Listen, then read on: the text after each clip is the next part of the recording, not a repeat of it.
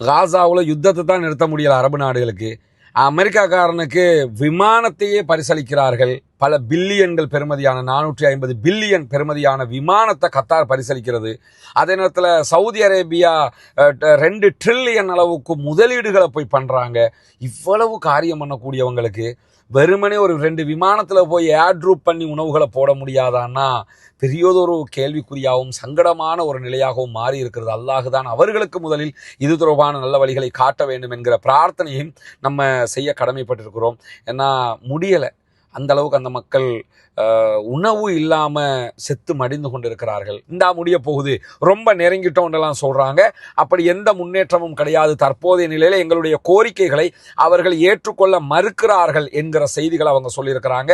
ஏற்கனவே இஸ்ரேல் விடுத்திருந்த ஒரு அறிக்கையில் 2 நாட்களுக்கு முன்பதாக அவங்களும் என்ன சொல்லியிருந்தாங்கன்னா, பாலஸ்தீனத்தில் யுத்த நிறுத்தம் ஒன்றை கொண்டு வருவதற்கான பேச்சுவார்த்தைகள் நடத்தப்பட்டாலும் அந்த யுத்த நிறுத்தம் வராமல் இருப்பதற்கான காரணம் பாலஸ்தீன விடுதலை இராணுவம் யுத்த நிறுத்தத்தை நிரந்தர யுத்த நிறுத்தமாக கேட்டுக்கொண்டிருக்கிறார்கள் என்பதுதான். நிரந்தர யுத்த நிறுத்தம் இல்லாட்டி 615 நாட்கள் எதற்காக யுத்தம் செய்ய வேண்டும்?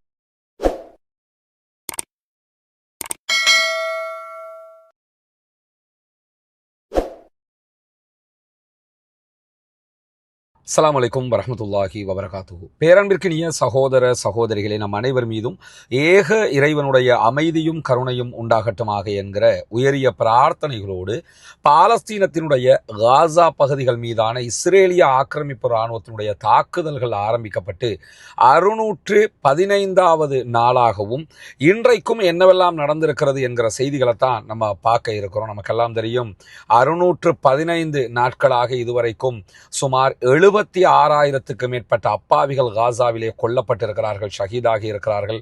1,37,000க்கு மேற்பட்ட அப்பாவிகள் படுகாயம் அடைந்திருக்கிறார்கள் என்கிற செய்திகள் வெளியாகி இருக்கக்கூடிய அதே நேரத்தில் காசாவுக்குள்ள இஸ்ரேலிய ஆக்கிரமிப்பு இராணுவம் நடத்தி வரக்கூடிய இந்த தாக்குதல்களால் காசாவுமே அளிக்கப்பட்டிருக்கிறது. இன்றைய நாளில் மாத்திரம் சுமார் 103 அப்பாவிகள் கொல்லப்பட்டிருக்கிறார்கள், ஷஹீதாகி இருக்கிறார்கள். 200க்கும் மேற்பட்டவர்கள் படுகாயம் அடைந்திருக்கிறார்கள் என்கிற கவலையான செய்திகள் வெளியாகி இருக்கக்கூடிய நேரத்தில் தான் இதை தாண்டி இன்னும் பல செய்திகளும் காசா தொடர்பாக இன்றைய நாளில் வெளியாகி இருக்கிறது. குறிப்பாக இன்றைக்கு வெளியாகி இருக்கக்கூடிய செய்திகளில் மிக முக்கியமான பல தகவல்களை பெற்றுக்கொள்ள முடியாத ஒரு நிலை இருக்கிறது. காரணம் என்னன்னா, காசா பகுதிகளில் இன்றைய தினம் இஸ்ரேலிய ஆக்கிரமிப்பு இராணுவம் இணையதளத்தை துண்டித்திருக்கிறது. நெட்வொர்க்கை மொத்தமாக ஜாம் பண்ணியிருக்கிறாங்க. எனவே அதற்கு முன்பதாக கிடைத்த செய்திகளும் அல் ஜசீராவினுடைய ஊடகவியலாளர்கள் அதை தாண்டி கொண்டு வந்த சில செய்திகளும் தான் மிக முக்கியமான செய்திகளாக இடம்பெற்றிருக்கிறது. அதற்குள்ள இன்றைக்கு நடைபெற்ற பல தாக்குதல் சம்பவங்கள் வெளிவராத நிலை இருக்கிறது. காரணம் என்னன்னா, உள்ளுக்குள்ள மொத்தமாக அவங்க இன்டர்நெட்டை தடை பண்ணியிருக்கிறாங்க. பல சர்வதேச நாடுகளும் இந்த இன்டர்நெட் தடையை எதிர்த்திருக்கின்றன. இஸ்ரேலிய ஆக்கிரமிப்பு இராணுவம் காசாவை ஆக்கிரமிப்பு செய்கிற இந்த காரியத்தில் இந்த தொலைத்தொடர்பை துண்டிப்பதும் ஒரு வகையான ஆக்கிரமிப்பு தான் என்று சொல்லி இன்றைக்கு பாலஸ்தீன விடுதலை இராணுவமும் பாலஸ்தீன தொலைத்தொடர்பு அமைப்பும் இன்றைக்கு வெளியிட்டிருக்கக்கூடிய அறிக்கைகளில் சொல்லியிருக்கக்கூடிய செய்திகளை நம்ம பார்க்க முடியும். இதை தாண்டி இன்னைக்கு நமக்கெல்லாம் தெரியும், நேற்றே நம்முடைய வீடியோவில் சொல்லியிருந்தோம், காசாவினுடைய இந்த யுத்தத்தை காரணம் காட்டி அதே நேரத்தில் ஆட்சேர்ப்பு, காசா மீது யுத்தத்தை தொடுத்திருக்கக்கூடிய இஸ்ரேலிய ஆக்கிரமிப்பு இராணுவத்திற்கு தற்போது போர்சஸ் இல்லாத குறைபாடு தொடர்ந்து நிலவி வருகிறது. அதனால அவங்க என்ன பார்க்கறாங்கன்னா, மதம் சார்ந்தவர்களுக்கு அங்கே இராணுவ பயிற்சி வழங்கப்பட்டாலும் அவர்கள் யுத்தத்திற்கு வருவதில்லை என்கிற ஒரு நிலைப்பாடு இருக்கிறது. அவங்க மத குருக்களாக இருப்பாங்க, மதம் சார்ந்தவங்களாக இருப்பாங்க. இராணுவ பயிற்சி கட்டாயமானது, இராணுவ பயிற்சியில கலந்து கொள்வாங்க, ஆனா வாருக்கு வரமாட்டாங்க. ஆனா வாருக்கு வந்தே ஆகணும் சொல்லி புதியதொரு சட்ட மூலத்தை பாராளுமன்றத்தில் அவர்கள் கொண்டு வர இருக்கிறார்கள்.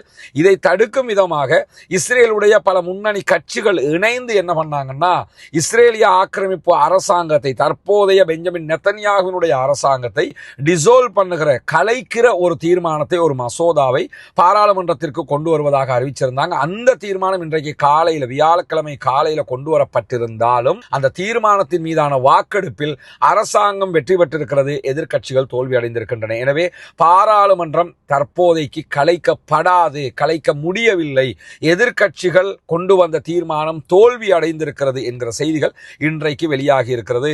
இதுல இருந்து தற்போதைய நிலையில பெஞ்சமின் நெத்தன்யாகுனுடைய அரசாங்கம் யுத்தத்தை கூடுதலாக நடத்தினாலும், அதிகமான தாக்குதல்களை நடத்தினாலும் விமர்சனங்கள் உருவாகுமே தவிர பாராளுமன்றம் கலைக்கப்படாது என்கிற ஒரு நிலை உருவாகி இருக்கு. பெஞ்சமின் நெத்தன்யாகுக்கு கிடைத்த ஒரு பெரிய வெற்றியாகவே பார்க்கப்படுகிறது. அல்லாஹு தாலா பாலஸ்தீன் அப்பாவிகளை பாதுகாக்க வேண்டும். காரணம் என்னன்னா, ஏற்கனவே அவன் தாறுமாறான தாக்குதல்களை, அநியாயங்களை செய்து கொண்டிருக்கும் போது தற்போது அவனுடைய அரசாங்க கலைப்பு முயற்சி தோல்வி அடைந்திருக்கிற காரணத்தினால மீண்டும் மீண்டும் உற்சாகத்தோடு கூடுதலான தாக்குதல்களை அவர்கள் நடத்தக்கூடும் என்கிற ஆபத்தான சூழல் தற்போதைய நிலையில உருவாகி இருக்கக்கூடிய சூழல்ல இன்றைக்கு பாலஸ்தீன விடுதலை அமைப்பு சீஸ்ஃபயர் தொடர்பான சில செய்திகளை வெளியிட்டிருக்கிறாங்க. தொடர்ந்தும் பேச்சுவார்த்தைகள் நாங்கள் நடத்தி கொண்டுதான் வருகிறோம் என்கிறார்கள். அது இஸ்ரேலிய ஆக்கிரமிப்பு ராணுவத்தோடும் பேச்சுவார்த்தைகள் நடத்தப்படுகிறது. அதே போன்று அமெரிக்கா சார்ந்தவர்களோடும் பேச்சுவார்த்தைகள் நடத்தப்படுகிறது.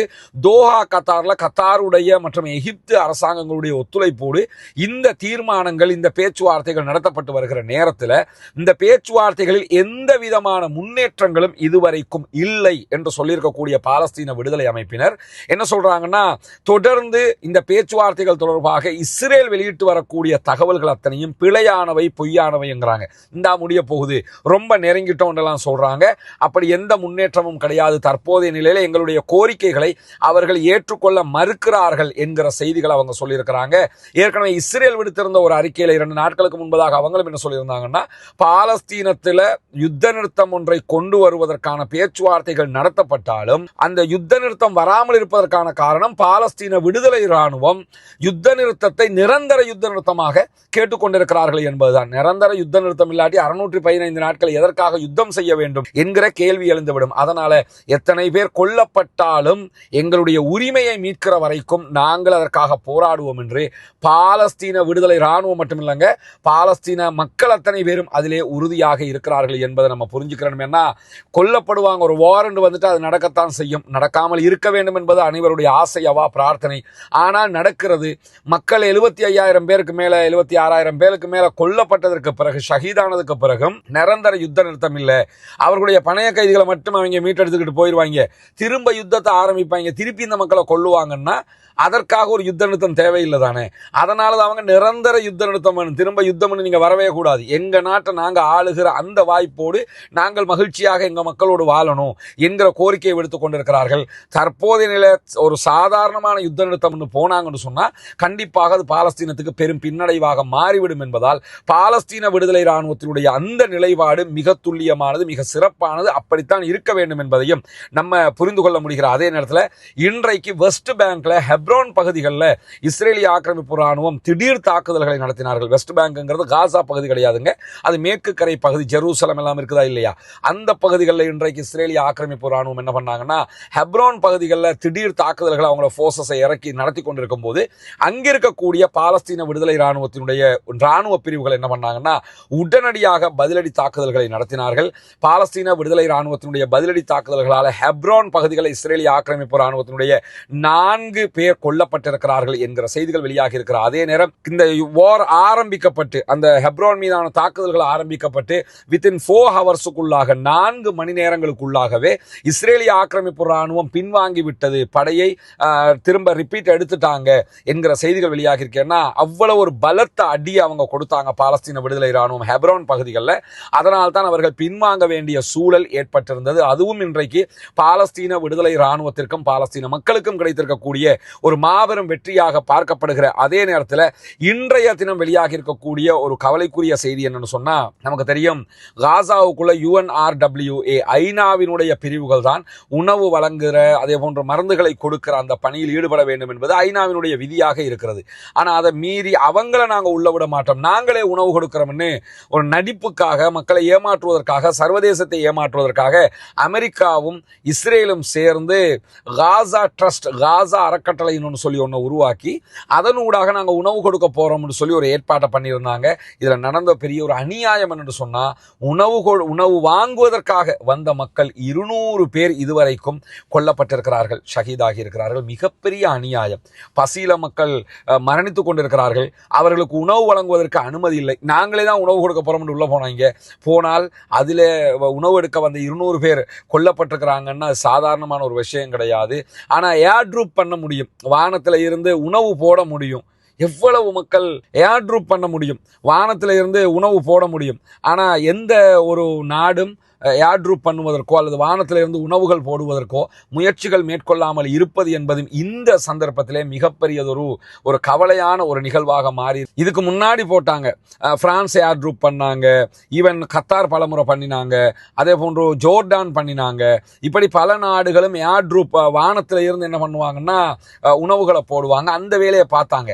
ஆனால் உண்மையிலேயே இப்பொழுதுதான் ஏர் ட்ரூப் பண்ண வேண்டிய ஒரு முக்கியமான சந்தர்ப்பமாக இருக்கிறது. ஆனால் எந்த நாடுகளும் தற்போதைய நிலையில ஏர் ட்ரூப் பண்ணாம இருக்கிறாங்கிறது ரொம்ப ரொம்ப வருத்தத்துக்குரிய கவலைக்குரிய செய்தியாக மாறி இருப்பதையும் நம்ம பார்க்க முடியும். காசாவுல யுத்தத்தை தான் நிறுத்த முடியல அரபு நாடுகளுக்கு, அமெரிக்காக்காரனுக்கு விமானத்தையே பரிசளிக்கிறார்கள். பல பில்லியன்கள் பெறுமதியான 450 பில்லியன் பெறுமதியான விமானத்தை கத்தார் பரிசளிக்கிறது. அதே நேரத்தில் சவுதி அரேபியா 2 ட்ரில்லியன் அளவுக்கு முதலீடுகளை போய் பண்றாங்க. இவ்வளவு காரியம் பண்ணக்கூடியவங்களுக்கு வெறுமனே ஒரு 2 விமானத்தில் போய் ஏர் ட்ரூப் பண்ணி உணவுகளை போட முடியாதான்னா பெரியதொரு கேள்விக்குறியாகவும் சங்கடமான ஒரு நிலையாகவும் மாறி இருக்கிறது. அல்லாஹுதான் அவர்களுக்கு முதலில் இது தொடர்பான நல்ல வழிகளை காட்ட வேண்டும் என்கிற பிரார்த்தனையும் நம்ம செய்ய கடமைப்பட்டிருக்கிறோம்.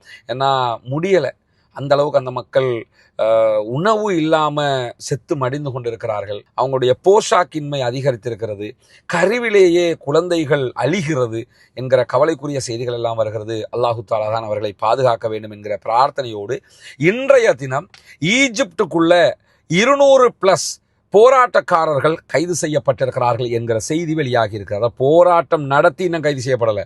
இவங்க யாருன்னா நமக்கு தெரியும், டியூனிஷியாவில் இருந்து தற்போது காசாவுக்குள்ள போறதுக்காக கிரேட்டா தன்பர்க்கும் அவருடைய ஆட்களும் 12 பேர் ஃப்ரீடம் ஃப்ளோட்டிலா கப்பலில் காசாவுக்குள்ள நுழையிறதுக்காக வந்தாங்க இல்லையா, அதே மாதிரி தற்போது டியூனிஷியாவில் இருந்து துனிஷியாவில் இருந்து கிளம்பி வந்துகிட்டு இருக்கிறாங்க. வர்றவங்க 15ஆம் தேதி பார்டருக்கு வருவாங்க, பார்டர் வழியாக உள்ள போறதுக்காக. அப்படியான ஒரு சூழல் இருக்கிற போது அவர்களோடு இணைந்து கொள்வதற்காக பல வெளிநாட்டினரும் விமானம் வழியாக தற்போது ஈஜிப்டுக்கு வந்துகிட்டு இருக்கிறாங்க. அப்படி வந்தவங்கள்ல இன்றைய தினம் அமெரிக்கா, அதே போன்று ஆஸ்திரேலியா, யூரோப், மொரோக்கோ அதே போன்று அல்ஜீரியா ஆகிய நாடுகளைச் சேர்ந்த 200 பேருக்கு மேற்பட்டவர்களை இன்றைய தினம் கைது செய்திருப்பதாக ஈஜிப்டு அறிவித்திருக்கிறது. இதை நம்ம என்ன பார்க்கணும்னு சொன்னா, இதைத்தான் பண்ணுவாங்க. போராட்டம் பண்ணவும் மாட்டாங்க, அவங்க உணவு கொடுக்கவும் மாட்டாங்க. ஆனால் உணவு கொடுக்க வேண்டும் என்று சொல்லி போராட்டம் நடத்தக்கூடிய, போராட்ட களத்திற்கு வரக்கூடிய சகோதரர்களுக்கு இந்த அநியாயத்தை பண்ணுவாங்க. அந்த அடிப்படையில் கைரோ விமான நிலையத்தில் போய் இறங்கிய இந்த நாடுகளைச் சேர்ந்த 200+ போராட்டக்காரர்கள் இன்றைக்கு கைது செய்யப்பட்டிருக்கிறாங்க. இவங்களை ஜெயிலெல்லாம் போட மாட்டாங்க, டீபோர்ட் பண்ணி விட்டுருவாங்க. ஆர்ப்பாட்டத்துக்கே போவாத அப்படின்னு சொல்லி டீபோர்ட் பண்ணி விட்டுருவாங்க. அந்த அடிப்படையில் தான் இந்த காரியத்தை அவங்க செஞ்சிருக்கிறாங்க. ஆனால் தற்போது துனிஷியாவில் இருந்து கிளம்பி வரக்கூடிய அந்த போராட்டக்காரர்கள் இன்றைய தினம் ட்ரிபோலி அடைந்திருப்பதாக சொல்லப்படுகிறது. ட்ரிபோலியில இருந்து நாளைய தினம் அவங்க ஈஜிப்டுக்குள்ள நுழைவதற்கான வாய்ப்புகள் இருக்கிறது. பொறுத்திருந்து பார்ப்போம். அதை பற்றிய செய்திகளையும் உங்களோடு நம்ம அடிக்கடி பகிர்ந்து கொள்வதற்கு தயாராக இருக்கக்கூடிய நேரத்தில் இன்றைக்கு பாலஸ்தீன விடுதலை இராணுவம் ஒரு மாபெரும் தாக்குதலை நடத்தி இருக்கிறார்கள். ஜியோனிச படைகளுக்கு எதிராக அவர்கள் பதுங்கி இருந்து ஒரு வீட்டிற்குள்ள ஃபிட் பண்ணி வச்சிருந்த குண்டை வெடிக்க செய்த காரணத்தினால இன்றைய தினம் சுமார் 9 இஸ்ரேலிய ஆக்கிரமிப்பு ராணுவத்தைச் சேர்ந்தவர்கள் கொல்லப்பட்டிருக்கிறார்கள். 2 பேர் படுகாயம் அடைந்திருக்கிறார்கள் என்கிற செய்திகளை பாலஸ்தீன விடுதலை ராணுவம் வெளியிட்டிருக்கிறார்கள். ஹெலிகாப்டர்ல இவனுடைய பணங்களை அள்ளிக்கிட்டு போயிருக்கிற காட்சிகளையும் இன்றைக்கு அல் ஜசீரா வெளியிட்டிருக்கக்கூடிய செய்திகளையும் நம்ம பார்க்க முடிகிறது. எனவே இது ஒரு மாபெரும் தாக்குதலாக இருக்கு. ஏன்னா இங்க 9 பேர், அதே நேரத்தில் வெஸ்ட் பேங்க் ஹெப்ரான்ல 4 பேர் கொல்லப்பட்டிருக்கிறாங்க. மொத்தம் 13 பேர் இன்றைய நாளில் இஸ்ரேலிய ஆக்கிரமிப்பு ராணுவத்தைச் சேர்ந்தவர்கள் அளிக்கப்பட்டிருக்கிறார்கள் என்கிற நிலையில பாலஸ்தீனத்திற்கு ஆதரவாக செயல்பட்டு வரக்கூடிய ஹூதிகளுடைய படைப்பிரிவு இன்றைக்கு ஒரு முக்கியமான அறிக்கையை வெளியிட்டிருக்கிறாங்க. அதுல என்ன சொல்றாங்கன்னு சொன்னா, பாலஸ்தீனத்திற்கு ஆதரவாக நாங்கள் எப்போதும் இருப்போம், அதே நேரத்தில் இஸ்ரேலுக்கு ஆதரவாக இருப்பதாக தெளிவாக அமெரிக்கா அறிவித்திருக்கிறது. அமெரிக்காவோடு செய்து கொள்ளப்பட்டிருக்க ஒப்பந்தம் காரணமாகத்தான் நாங்கள் அமெரிக்காவுடைய கப்பல்களை தாக்காமல் இருக்கிறோம். எனவே எங்கள் மீது எந்த தாக்குதலை நடத்துவதற்கு அமெரிக்கா எத்தனித்தாலும் கண்டிப்பாக அமெரிக்கா எதிர்பாராத அளவுக்கு நாங்கள் அமெரிக்காவினுடைய கப்பல்கள் மீதான தாக்குதல்களை நடத்துவோம். எனவே மீண்டும் எங்களை சீண்டுகிற காரியத்தில் அமெரிக்காவும் அமெரிக்காவினுடைய நேச நாடுகளும் ஈடுபடக்கூடாது. ஆனால் நாங்கள் எப்போதும் பாலஸ்தீனத்திற்கு ஆதரவாக இருப்போம். பாலஸ்தீன மக்களுக்காக இஸ்ரேல் மீது தாக்குதல்களை தொடருவோம். விரைவில் ஒரு பரந்துபட்ட தாக்குதலை இஸ்ரேல் மீது நடத்துவதற்கான திட்டத்தில் இருக்கிறோம் என்று சொல்லியிருக்கிறார்கள். அது எப்படியான தாக்குதல், எப்போது நடத்தப்படும், எங்கு நடத்தப்படும் என்கிற செய்திகள் இதுவரைக்கும் வெளியிடப்படவில்லை. பொறுத்திருந்து பார்ப்போம் அவர்கள் என்ன வெளியிடப் போகிறார்கள் என்பதை. அந்த செய்திகள் வருகிற போது அவற்றையும் உங்களோடு பகிர்ந்து கொள்ள தயாராக இருக்கிற நேரத்தில் இன்றைய தினமும் நம்ம அவுட் ஆஃப் கலம்போல ஒரு பயணத்தில் இருக்கிற காரணத்தினால தான் இன்றைக்கு வீடியோ கொஞ்சம் தாமதமாகவும் வருகிறது. அதே நேரத்தில் இந்த மெத்தேட்லையும் வருகிறது. பொறுத்துக்கொள்ளுங்கள். நாளைய தினம் பழைய மாதிரி வீடியோக்கள் வெளிவர ஆரம்பித்து விடும் இன்ஷா அல்லாஹ்.